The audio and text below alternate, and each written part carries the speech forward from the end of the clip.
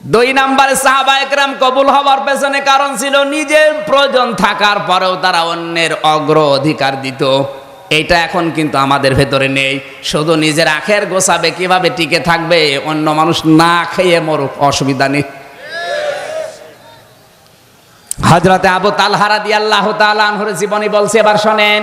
মসজিদে নববীতে বিশ্বনবী নামাজ আদায় করার পরে একজন এসে বলে, হুজুর আমি 3 দিনের না খাওয়া পিরাই, আপনি আমারে কিছু দেন। নবীজি বলেন, আমার কাছেও তেমন কিছু নেই। ডাক দিয়ে বলেন, সাহাবীরা আমার এই মেহমানকে কেউ একটু নিয়ে যেতে পারবে? হযরতে তালহা বলেন, হুজুর আমার সাথে দেন। বাড়িতে নিয়ে গেলেন। স্ত্রী উম্মে সুলাইম রাদিয়াল্লাহু তাআলা আনহা ডেকে বলে, নবীজির মেহমান, খাবারের ব্যবস্থা করো। স্ত্রী স্বামীর কানে মুখ দিয়ে বলে, আপনি কি করলেন? যে খাবার আছে শুধু 2টা ছেলে মেয়ের হবে, আমাদেরই না খেয়ে থাকা লাগবে, আর আপনি এর মাঝখানে আবার আরেকজন মেহমান নিয়ে আসলেন। ঠিক আছে, রাসূলুল্লাহর মেহমান যেহেতু, রাখেন। সন্তান 2টাকে আমি ঘুম পাড়িয়ে দেই, আর যে খাবার আছে ওইটা মেহমানের সামনে দেওয়ার সঙ্গে সঙ্গে মেহমান যখন বলবে আপনিও থালা নিয়ে আসেন, আমি থালা তোমাকে দেওয়ার সঙ্গে সঙ্গে এই যে বাতি আছে লিভিয়ে দিও। থালাটা নিয়ে এমনি এমনি নাড়াচাড়া করবা, আর উনি বুঝবে না আমার সাথে খাচ্ছে। এভাবে খাওয়া শেষ হয়ে গেল। ফজরের নামাজ পড়তে মসজিদে নববীতে গেলেন। বিশ্বনবী ওদেরকে দেখার পরে বলে, তালহা মেহমানের সাথে কি এমন আচরণ করেছো, আল্লাহর আরশ খুশি হয়ে গেছে। হযরতে তালহা বলেন, হুজুর আমার সন্তানের প্রয়োজন ছিল, আমার ছেলেটা মেয়েটার প্রয়োজন ছিল খাবারের। আমরা স্বামী স্ত্রী 2 জনে আজকে মেহমানের সম্মানে না খেয়েছিলাম। আল্লাহর নবী বলেন, তালহা তোমার এই আচরণে আল্লাহ এত বেশি খুশি হয়ে গেছে, সূরা হাশরের 9 নম্বর আয়াতটা তোমার নামে আল্লাহ নাযিল করে দিয়েছে। ওয়ায়ুসিরুনা আলা আনফুসিহিম ওয়ালাউ কানা বিহিম খাসাসা। জোরে বলেন আল্লাহু আকবার।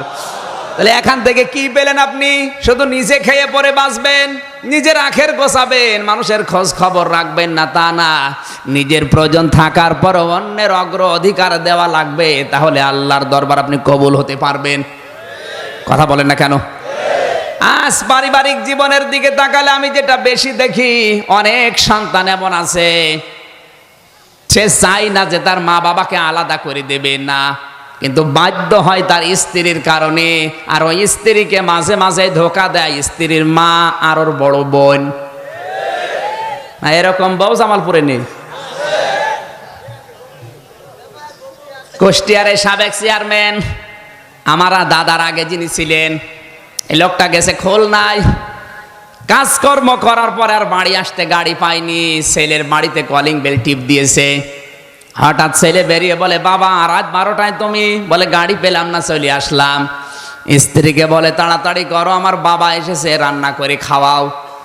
স্ত্রী বলছে, না আমি পারলাম না, কারণ আমি সে সিরিয়ালগুলো দেখতে দেখতে ক্লান্ত। এই যে স্টার জলসা, স্টার প্লাস, জি বাংলা, জি প্লাস, জি গোল্ড, সব সিরিয়াল দেখতে দেখতে আমি ক্লান্ত, আমি পারবো না, তোমার বাবা তুমি রান্না করে খাও। স্বামী চিন্তা করছে, এখন যদি মারধর করি তাহলে ছাতা আবার সকালে চলে যাবে, আবার আমার আব্বাও জেনে ফেলবে, কি করি?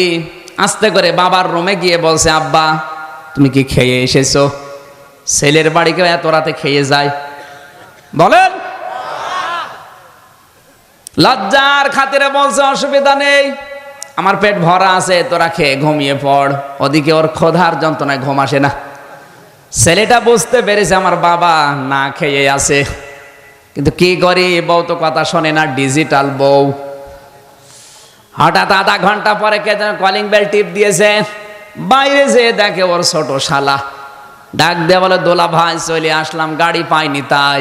বলে, আসো, তোমারে দিয়ে খেলা শুরু হবে।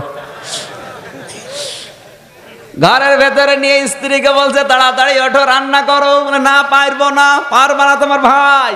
এবার উঠেছে।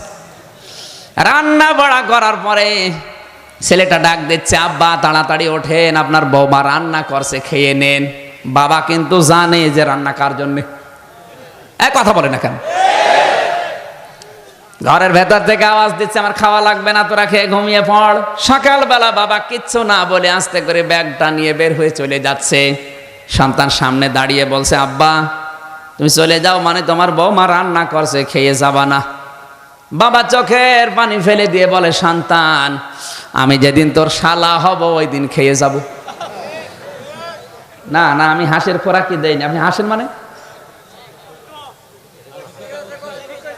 এটা কি হাঁসের খোরাকি দিলাম? আরে ভাই, শুধু এই চেয়ারম্যান না, এখানে হাজারো মুরব্বী বসে আছে যারা তার পুত্রবধূর কাছে আর ছেলের কাছে এরকমই। এক কথা বলা লাগবে, কারা কারা এরকম হাত তোলেন তো? একজন,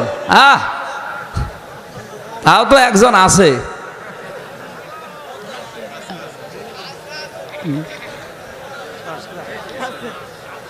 আমি যতটুকু খোঁজ খবর জানি, কারো যদি 5টা ছেলে থাকে, আমার মনে হয় ওই মুরব্বী শেষ বয়সে এসে না খেয়ে মরে যায়। বড় বেটার বউ বলে আমার না সেজোটা আছে, ও বলে মেজোটা, ও বলে নোয়াটা, ও বলে ছোটটা, ও মুরব্বী শেষে এক মুঠ ভাতও পায় না, না খেয়ে থাকে। এক কথা বলেন। অথচ 5টা সন্তানকে মানুষ করতে গিয়ে লোকটা ভালো মতো কোনোদিন খেতেও পারেনি। এই জন্য পুত্রবধূ মেয়েরা এসেছে। আর শ্বশুর শাশুড়ি যদি একটু ভুল করে, স্বামীর কানে কানে তুলে দেয়, বলে তোমার মা ভালো না, বাবা ভালো না। এখানে যারা আমরা সন্তান আছি, কান খাড়া করে মেলাবেন। এই পৃথিবীতে কেউ আপনাকে নিঃস্বার্থভাবে ভালোবাসা দিতে পারবে না। যারাই ভালোবাসবে বুঝবেন ওর পেছনে স্বার্থ আছে। আমি নিজে পরীক্ষিত, আমার শ্বশুর শাশুড়ি আমাকে ভালোবাসে, কিন্তু যতটুকু ভালোবাসে তার চাইতে খোঁটা দেয় বেশি। আমার বউ আমাকে ভালোবাসে, কিন্তু যতটুকু ভালোবাসে একটু যদি জিনিস কম হয় আমার 12টা বাজাবে। কিন্তু 2-3 মাস পরে আমার বাড়িতে আমি যাই, মায়ের জন্য যদি কিছু কিনে নিয়ে যায়, আগে আমারে গরম দেয়, কেন টাকা খরচ করলি? আর শ্বশুর শাশুড়ির বাড়িতে যদি যায়, আগে হাতের দিকে তাকায়। আপনি ঠিক বললেও ঠিক, না বললেও ঠিক। কারণ পৃথিবীতে আমি যতগুলো রাষ্ট্রে ঘুরলাম, কোন জায়গায় আমি পাইনি যে নিঃস্বার্থভাবে মানুষ ভালোবাসা দেয়। যারাই ভালোবাসে ওর পেছনে স্বার্থ আছে। কিন্তু শুধু মা আর বাবা, এই 2 জনের ভালোবাসায় কোনো স্বার্থ আমি পাইনি। এই জন্য কোরআনে কারিমে আল্লাহ যত জায়গায় মা আর বাবার নাম দিয়েছে, তত জায়গায় ব্যাখ্যা দিয়েছে।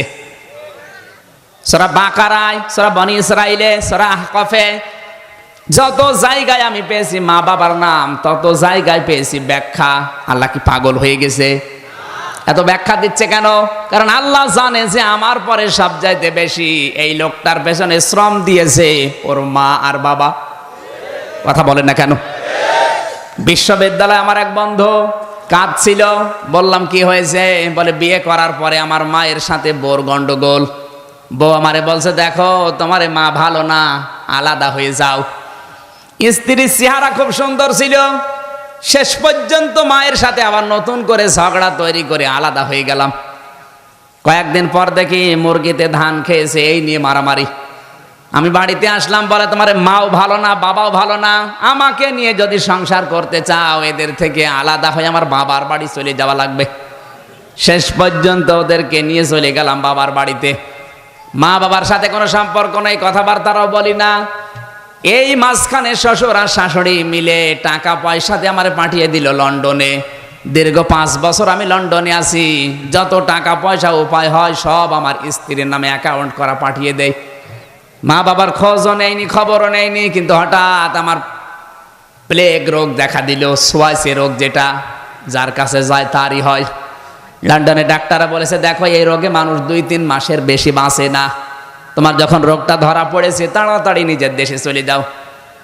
চিঠি লিখেছে শ্বশুর আর শাশুড়ির কাছে। লন্ডনের ডাক্তাররা শরীর পরীক্ষা করে রিপোর্ট দিয়েছে আমার প্লেগ রোগ, আমি 3-4 মাসের বেশি আর বাঁচবো না। আগামী মাসের প্রথম সপ্তাহের মঙ্গলবারে ঢাকায় আসবো, আপনারা এয়ারপোর্টে আসবেন। স্ত্রীর কাছে একই কথা লিখেছে।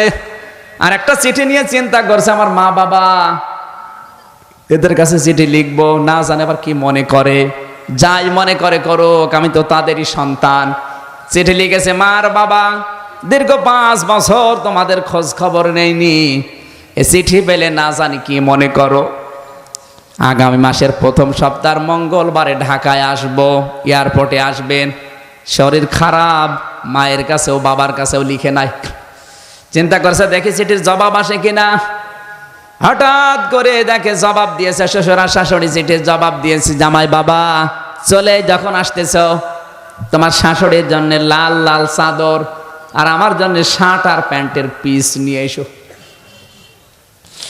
স্ত্রী জবাব দিচ্ছে, বান্ধবীদের স্বামীরা আসার সময় এই এই জিনিস নিয়ে এসেছে, তোমার আমি লিস্ট করে দিলাম, আসার সময় তুমি এই এই জিনিস নিয়ে আসবা। চিন্তা করে আল্লাহ, সবাই তো জিনিস চায়, আমার শরীর কেমন আছে একটা বারও জিজ্ঞাসা করে না। আমার মা বাবা তো চিঠির উত্তর দিল না, ওরা যদি চিঠি পাঠাতো তাহলে দেখতাম ওরাও কোনো জিনিস চাই কিনা। হঠাৎ পিয়ন এসে বলে চিঠি, বাইরে যে দেখে মা আর বাবা দুইজন মিলে চিঠি লিখেছে। চিন্তা করছে না, এই চিঠি আমি এখনই পড়বো না। কেরোসিন তেল এনেছে, ম্যাচ নিয়ে এসেছে, যদি চিঠি খোলার পরে দেখি এখানে ওদের মতো জিনিস চাওয়া আছে তাহলে আমি নিজের শরীরে কেরোসিন ঢেলে আগুন লাগিয়ে মারা যাব আত্মহত্যা করে। লিখেছে প্রথম নাম্বার এই লাইনে লেখা আছে, প্রাণের সন্তান, দীর্ঘ 5 বছর লন্ডনে আছো, কোনোদিন খোঁজও নাওনি, খবরও নাওনি, অথচ 5 বছরে 5 সেকেন্ডও তোমাকে আমরা ভুলে থাকতে পারিনি। দ্বিতীয় লাইনে লিখেছে, প্রাণের সন্তান, আগামী মাসের প্রথম সপ্তাহের মঙ্গলবারে ঢাকায় আসবা। প্লেনে যখন উঠবা সঙ্গে সঙ্গে গরিব দুঃখীকে কিছু পয়সা দান করবা, কারণ কত প্লেন উড়ে যায়, কত প্লেন অ্যাক্সিডেন্ট হয়। তুমি জাদু যেন সহি সালামতে আসতে পারো, এই জন্য বাড়িতে 2টা খাসি ছাগল ছিল, 2টা সাদগা করে দিয়েছি। তুমি যতদিন দেশে ফিরে না আসো প্রতিদিন একটা করে রোজার 2 রাকাত করে নামাজ আমরা মান্নত করলাম। চিঠি পড়ার চোখের পানি ফেলে হাউমাউ করে কাঁদে, আল্লাহ আমি কি করলাম। যাদের জন্য জীবনটাই নষ্ট করে দিয়েছি তারা জিনিস চায়, আর এদের খোঁজই নেইনি। এরা আমার জানের হেফাজতের জন্য নামাজ রোজা মান্নত করে, গরিব দুঃখীকে পয়সা দিতে বলে, খাসি সাদগা করে। আল্লাহ কারো জন্য যদি কিছু নাও নেই, অন্তত এই মা বাবার জন্য আমি জিনিস নিতে ভুল করব না। ব্যাগ ভর্তি করে এসে নেমেছে শাহজালাল বিমানবন্দরে। নামার পরে শ্বশুর আর শাশুড়ি বলে কই আমাদের সেগুলো, বলে আনি নাই। আপনি তো জানেন আমার শরীর খারাপ, মার্কেটে যেতে পারি নাই, টাকা আছে আমার কাছে, ঢাকায় পাওয়া যায় কিনে দেব। বলে জানতাম যদি এরকম জবাব দেবে কখনো আমার মেয়ে তোমার সাথে বিয়ে দিতাম না। স্ত্রী ডাক দিয়ে বলে বাবার মায়ের জিনিস আনলে না, আমার সে জিনিস কই? বলে আনি নাই। বলে বাবার জিনিসও আনলে না, মায়ের জিনিসও আনো নাই, আমার কথাও তোমার মনে নেই, তোমার মতো স্বামীর আমার আর দরকার নেই। এয়ারপোর্টে আমি তোমার এই ডিভোর্স দিয়ে চলে গেলাম। যাবে তো, কারণ তো বাঁচবে না। কথা বলেন। পাথরের মতো দাঁড়িয়ে আছে, চিন্তা করছে আমার মা বাবা মনে হয় আসে নাই, কই তাদেরকে তো দেখি না। হঠাৎ পেছন দিক থেকে কে যেন ডাক দিয়েছে, আয় রে বাবা আমাদের বুকে আয়। দীর্ঘ 5 বছর তোকে দেখি না, এক নজর দেখার পরে মনে হচ্ছে আকাশের চাঁদ আমরা হাতে পেয়েছি।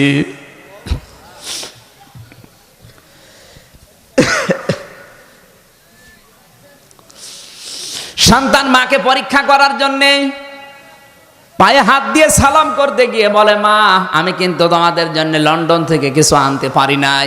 মাথা পড়েছো করে বলে বাবা জিনিসের কথা বলবি না, তুই জাদু যে সহি সালামতে ফিরে এসেছিস সেইটাই আমাদের জীবনের বড় জিনিস। পায়ে যখন হাত দিতে গেছে মা বুকে জড়িয়ে নিয়ে বলে বাবা তোর শরীর কি দুর্বল, মারাত্মক কোনো অসুখ নাকি?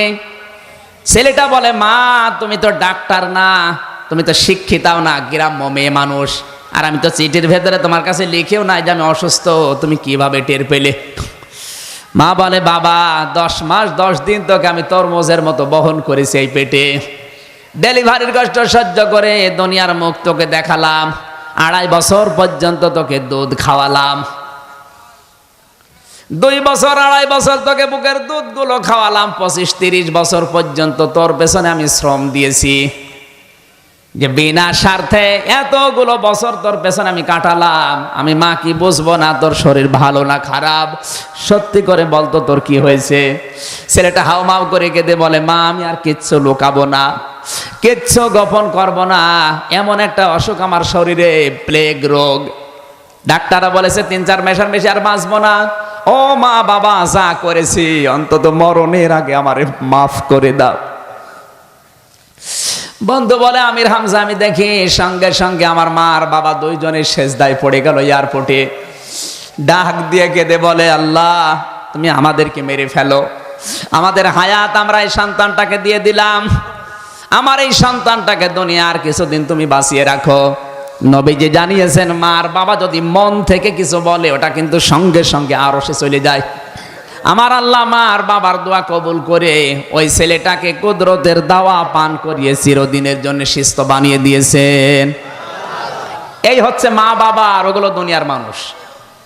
কেউ পারবে না আপনাকে নিঃস্বার্থভাবে ভালোবাসা দিতে। সুতরাং এদের কথা মতো আলাদা করে যদি আপনি দেন, মা বাবা হয়তো দুনিয়ার জীবনে কিছু বলবে না, কিন্তু মন থেকে যদি উফিল্লাকুমা এই শব্দটা বের করে ফেলে, আপনার দুনিয়াও শেষ, আখিরাতও শেষ। সাহাবা একরামের জীবন আমি যতগুলো পড়েছি, আলকামা রাদিয়াল্লাহু তাআলা আনহু সব ভালো ছিল, কিন্তু মায়ের চাইতে স্ত্রীর গুরুত্বটা একটু বেশি দিত। মরণের সময় কালেমা নসিব হচ্ছিল না। মা যতক্ষণ মাফ করে নাই ততক্ষণ কালেমা তার মুখ দিয়ে বের হয় না। নবীর সাহাবী, জিহাদের ময়দান থেকে ঘুরে আসা লোক, আর আমরা কোথায় আছি?